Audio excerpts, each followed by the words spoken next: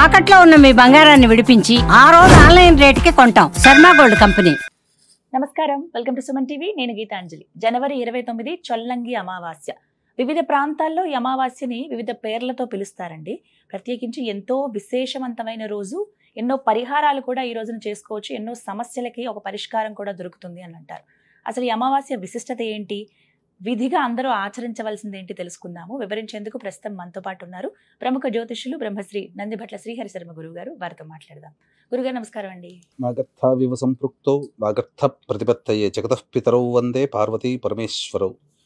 సదాశివ సమారంభాం శంకరాచార్య మధ్యమాం అస్మదాచార్య పర్యంతం వందే గురు పరంపరాం.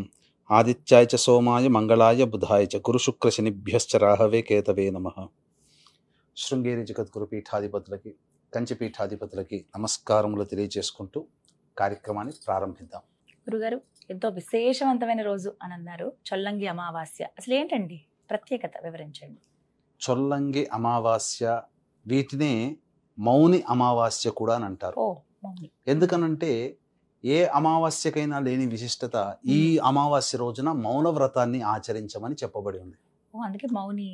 అందుకనే మౌని అమావాస్య అంటే ఋషులు మునులు ఏ విధంగానైతే తపస్సు చేసి తదేకముగా దైవధ్యానంలో ఉంటారో ఈ రోజున దైవధ్యానము ఆ విధంగా మౌనంతో చేయాలని చెప్పి, కాబట్టి దానికి మౌని అమావాస్య. మౌని అమావాస్యగా నార్త్ సైడ్ ఎక్కువగా పిలువబడుతుంది. మన ఆంధ్ర తెలంగాణ ప్రాంతంలో చొల్లంగి అమావాస్య అంటే ఏమీ లేదమ్మా, గోదావరి నది సముద్రంలో కలిసేటువంటి పాయల్లో సప్తర్షులు ఒక్కొక్క ఋషి ఒక్కొక్క పాయను తీసుకుని వెళ్ళారు. కశ్యప ప్రజాపతికి సంబంధించినటువంటి పాయగా చొల్లంగి అనేటువంటి ఒక గ్రామం ఉంది. ఆ గ్రామము తర్వాత సముద్రంలో కలుస్తుంది. కాబట్టి ఆ ఆఖరి పాయింట్ ఉన్నటువంటి ఊరు చొల్లంగి. అక్కడ జాతర చేస్తారు, ఈశ్వరుని జాతర బాగా చేస్తారు. అందుకనే గుర్తు పెట్టుకోవడం కోసమే చొల్లంగి గ్రామంలో విశేషంగా పితృ కార్యక్రమాలు ఆ తీరంలో చెయ్యాలి. అందుకని చొల్లంగి అనే పేరును పెట్టేసి చొల్లంగి అమావాస్య అంటే గుర్తుంటది కాబట్టి చొల్లంగి అనే అమావాస్య అనగానే చొల్లంగి గ్రామానికి చేరుకోవాలనేటువంటి తలంపు రావాలని ఆ విధంగా ప్రసిద్ధికెక్కింది. దీన్ని ఆ విధంగా చెప్పబడుతుంది. ఇప్పటికీ ఉంది చొల్లంగి. అంటే మనకు పాండిచ్చేరి యానాం ఉంది కదమ్మా, ఆ యానాంకి దగ్గరలో ఉంటుంది. అది అక్కడి నుంచి సముద్రంలో కలుస్తుంది. ఆఖరి పాయింట్ అన్నమాట నదికి. అయితే ఈ అమావాస్య రోజున కుంభమేళాలో వస్తున్నటువంటి 144 సంవత్సరాలకి అంటున్నారు. వాస్తవానికి 2013లోనే అయిపోయింది 144 సంవత్సరాలు. ఇది పూర్ణ కుంభమేళ. 2013 ప్లస్ 12 2025 అంటే 12 సంవత్సరాలకు వచ్చే పూర్ణ కుంభమేళ. అయితే ఈ మౌని అమావాస్య చాలా ప్రత్యేకంగా ఉంది. అంటే మనము ఈ తిథివార నక్షత్రాలు గణన చేసేటప్పుడు చూసినటువంటి విధానంలోనమ్మా ఏంటంటే ప్రతి అమావాస్య రోజున చంద్రుడు ఉండడు, రవి మాత్రమే ఉంటాడు. కానీ ఆ రోజు బుధవారం అయ్యింది. రవికి సంబంధించినటువంటి నక్షత్రం ఉత్తరాషాఢ నక్షత్రం ఆ రోజున 8:21 వరకు ఉంది. అంటే ఏంటి, ఆ పితృకారకుడైనటువంటి రవి 2 రెట్లు అధికంగా ఉన్నాడు. అమావాస్య అంటేనే రవి. అందున రవికి సంబంధించినటువంటి ఒక నక్షత్రం, 3 నక్షత్రాల్లో కృత్తిక, ఉత్తర ఫల్గుని, ఉత్తరాషాఢ. ఆ ఉత్తరాషాఢ నక్షత్రం ఉదయం సూర్యోదయం దారభ్యత 8:21 వరకు ఉంది.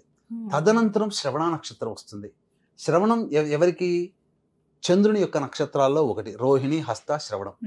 కాబట్టి అమావాస్య శ్రవణం 2 కలిసినప్పుడు ఏంటంటే సహజంగా అమావాస్యలో చంద్రస్పర్శ ఉండదు. కానీ చంద్ర నక్షత్రం అయినటువంటి శ్రవణ నక్షత్రం కూడా ఆ రోజున కలిసి వచ్చింది. చాలా విశేషం అమ్మ. సూర్య చంద్రులు ఉన్నటువంటి రోజుగా చెప్పబడవచ్చు. కాబట్టి మనఃకారకుడు చంద్రుడు, మనం ఏ పని చేయాలన్నా చైతన్యానికి కారకుడు రవి. కాబట్టి ఈ 2 కలయిక ఉన్నటువంటి రోజున ఎవరైతే కష్టాలతో బాధపడుతుంటారో, ముఖ్యంగా ఉద్యోగపరమైన సమస్యలు కానీ, అలాగే మానసికంగా ప్రశాంతత లేని వాళ్ళు కానీ, వివాహాది శుభ కార్యక్రమాలు చేసుకోలేని వాళ్ళు కానీ, ముఖ్యంగా ఏ అమావాస్య రోజున కూడా మనము విష్ణుదేవుని ఆరాధన చేయమని చెప్పాల.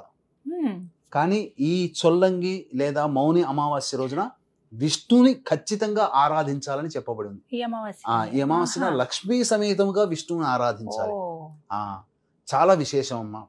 కాబట్టి ఆ రోజున ఖచ్చితంగా అమావాస్య అన్నప్పుడు అందరూ కూడా చేసేటువంటిది తర్పణాది కార్యక్రమాలు వదులుతారు. కానీ ఆ రోజున తర్పణాది కార్యక్రమాలు ఎప్పుడు చేసుకోవాలంటే పితృకారకుడైనటువంటి రవి ఉన్నటువంటి నక్షత్రం ఉన్నటువంటి రోజు సమయంలోనే, అంటే సూర్యోదయం అయిన తర్వాత వెంబడే కాలకృత్యాదులు తీర్చుకొని సూర్యోదయం కోసం వెయిట్ చేయాలి. సూర్యోదయం అవ్వగానే చక్కగా ఇంట్లో బ్రాహ్మణుని పిలిపించుకొని తర్పణాది కార్యక్రమాలు చేయాలి. 29వ తారీఖు ఉదయమే సూర్యోదయం అవ్వగానే ఆ సూర్యోదయంతోనే పితృ కార్యక్రమాలు చేయొచ్చు. అమావాస్య రోజున తప్పు లేదు, మధ్యాహ్నం దాకా వేచి చూడాల్సిన పని లేదు. కానీ ఎందుకు ఉదయం 8 గంటల లోపల చేయమన్నామనంటే పితృకారకుడైనటువంటి రవి యొక్క నక్షత్రం ఆ రోజున ఉంది, ఉత్తరాషాఢ నక్షత్రం. పైగా రవి మకరంలోనే ఉన్నాడు. మకరంలో రవి ఉండగా మకర సంక్రాంతికి మనం ఒక సమయం చెప్పాం తర్పణాది కార్యక్రమాలు చేసుకోమని. కానీ రవి మకరంలో ఉండి ఆ రవి నక్షత్రమైనటువంటి ఉత్తరాషాఢ నక్షత్రం కూడా ఉండడం ఆ సమయం చాలా విశేషం. కాబట్టి ఆ సందర్భంగా చేసుకుంటే చాలా మంచిది. రవి కూడా చంద్రుడి నక్షత్రంలో ఉంటాడు ఆ రోజున. రవి 29వ తారీఖు కదా, చంద్రుడి నక్షత్రం మన ధనిష్ట నక్షత్రం కుజ నక్షత్రంలో ఉంటాడు. ఆ సంక్రాంతి అదే 15వ తారీఖు తర్వాత ఫిబ్రవరి 14-15లో మళ్ళీ కుంభ సంక్రమణకు వస్తుంది. కాబట్టి ఖచ్చితంగా రవి శ్రవణ నక్షత్రంలోనే ఉంటాడు, చంద్రుడు శ్రవణ నక్షత్రంలోనే ఉంటాడు. కాబట్టి చాలా విశేషమైనటువంటి సమయం. సూర్యోదయం అవ్వడంతోనే పితృ కార్యక్రమాలు చేయాలి. తదనంతరం విష్ణుని ఆరాధన చేయమన్నది ఈ అమావాస్య రోజున.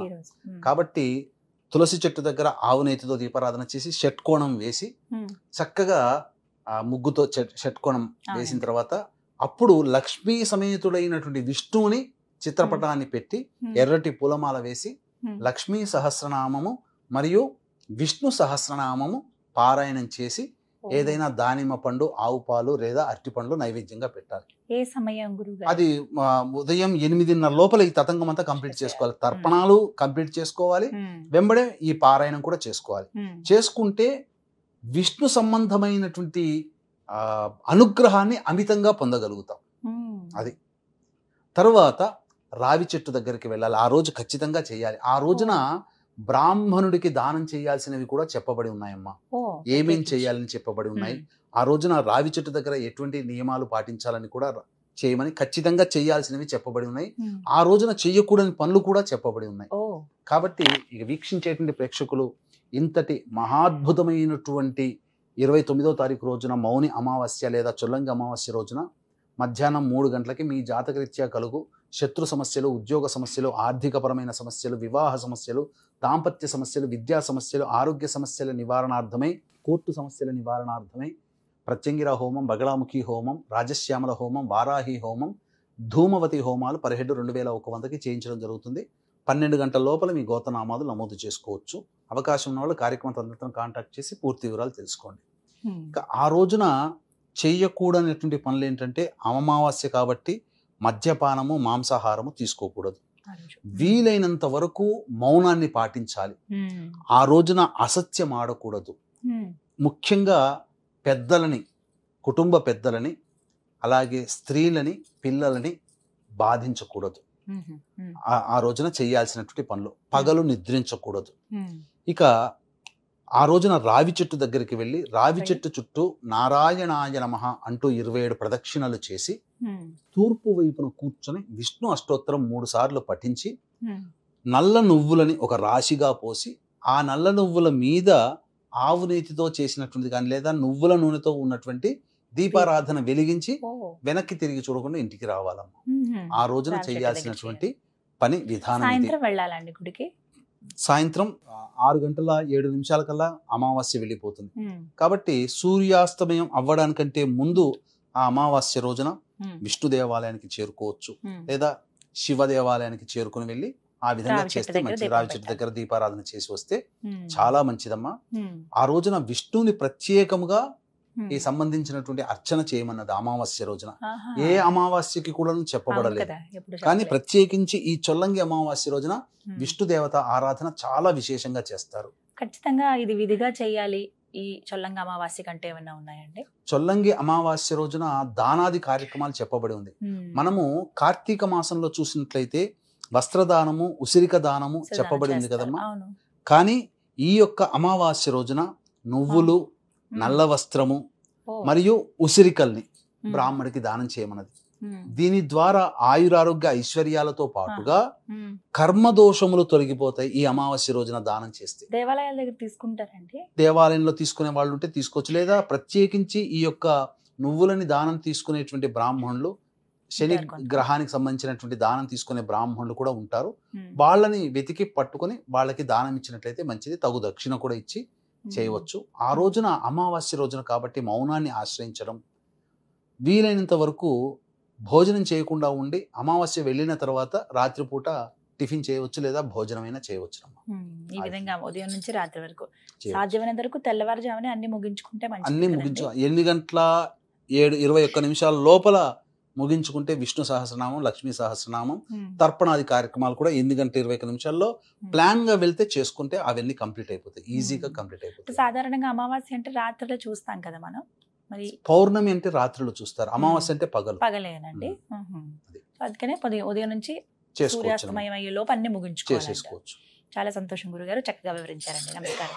సర్వం శ్రీ ఉమామహేశ్వర పరబ్రహ్మార్పణమస్తు.